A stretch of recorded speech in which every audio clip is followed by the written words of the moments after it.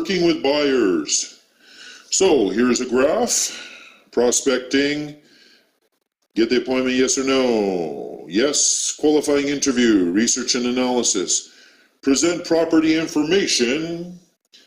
Find properties of interest, yes or no? Go up here. Preview selected properties. Find suitable property, yes or no? Write the CPS. Is CPS accepted? Yes. Due diligence process, subject removal. In this section, key differences between working with buyers or residential real estate property residential real estate property and working with buyers of commercial real estate investment properties will be highlighted and discussed. Prospecting. Additional ways to prospect for buyers for both residential and commercial include sold listings and past clients. Get appointment. Residential is all over the place. It's daytime, evenings, weekends. Commercial is most likely during office hours. Residential at your office or client's home. Commercial is most likely at prospect's office. Residential is cold, warm calling anytime. Commercial has no cold or warm calling after office hours. Qualifying interview. Residential, get to know the prospect better and vice versa. Commercial, same. Residentials gather preliminary info regarding the property and seller's motivation to sell. Commercial, same. Residential is determine financial resources, i.e. are they ready, willing, and able to purchase. Commercial's the same. Residential determine if the prospect's needs exist in the market. Commercial is the same. Research and analysis. Research on the properties that the buyer is interested in, the market, and the buyer.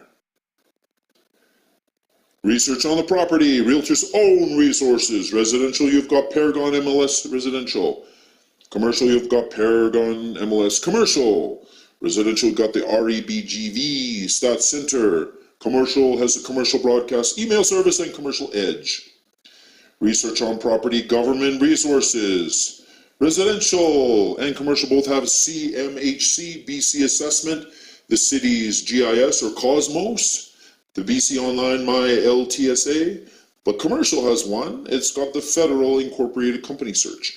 And here are all of the websites for all of these. You can Google them. Research on the property.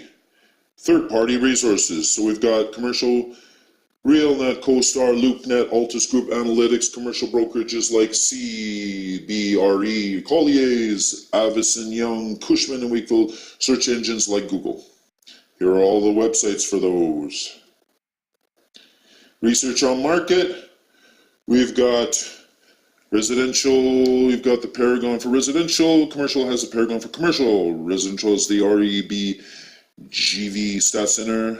Commercial has the CMHC, market condition vacancy rate, cap rate from Colliers and Altus Group reports, comparable cap rate from RealNet.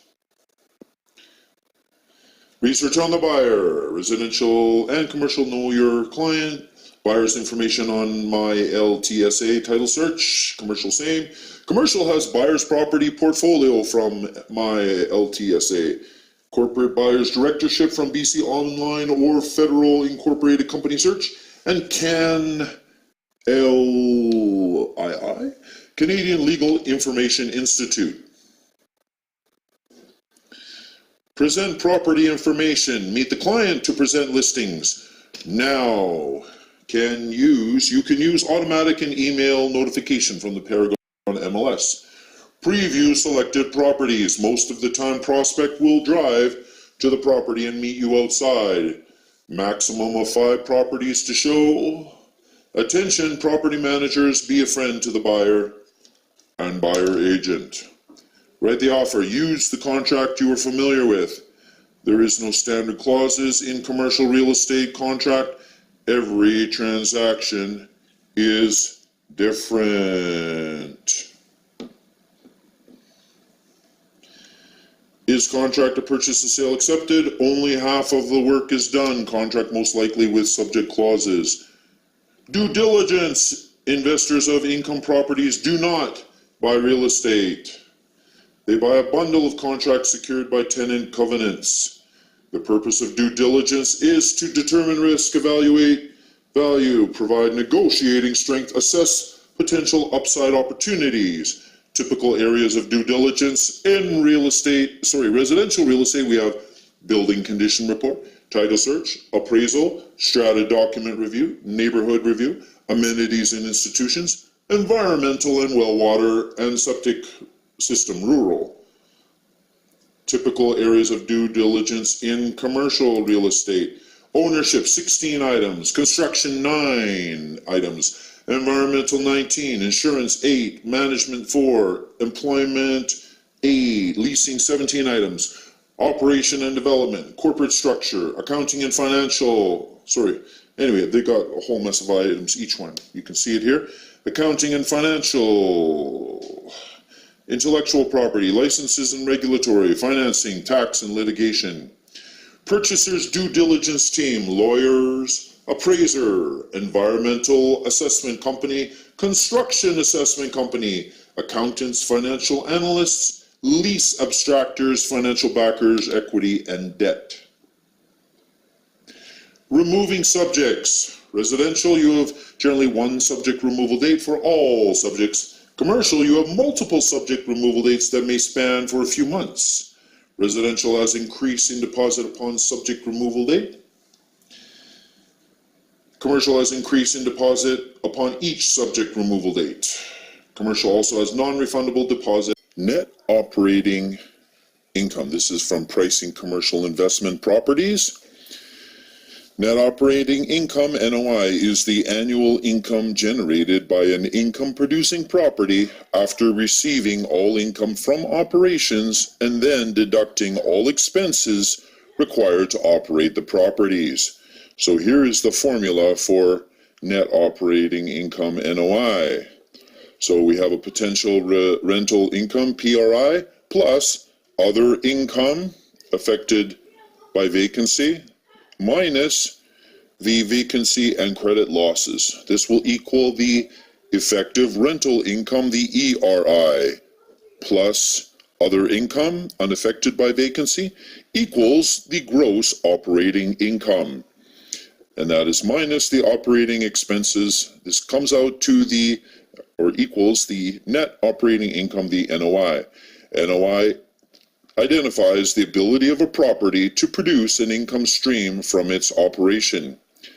NOI is unique to the property and is unaffected by the financing and tax status of the owner.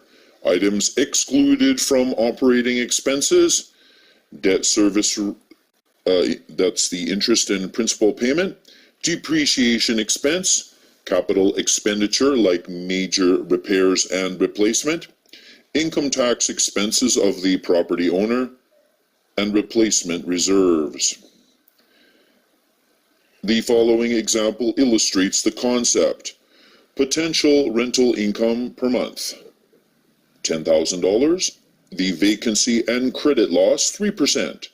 Operating expenses, we have the real estate taxes, $10,000. Insurance, $2,400. Repairs and maintenance, $2,000, and hydro and utilities, $2,000. NOI is calculated as potential rental income, $120,000, plus other income affected by vacancy, 0, minus vacancy and credit losses, $3,600. That equals the effective rental income of $116,400, plus other income unaffected by vacancy, 0, equals the gross operating income, $116,400, minus the operating expenses, $16,400. That's equal to the net operating income of $100,000.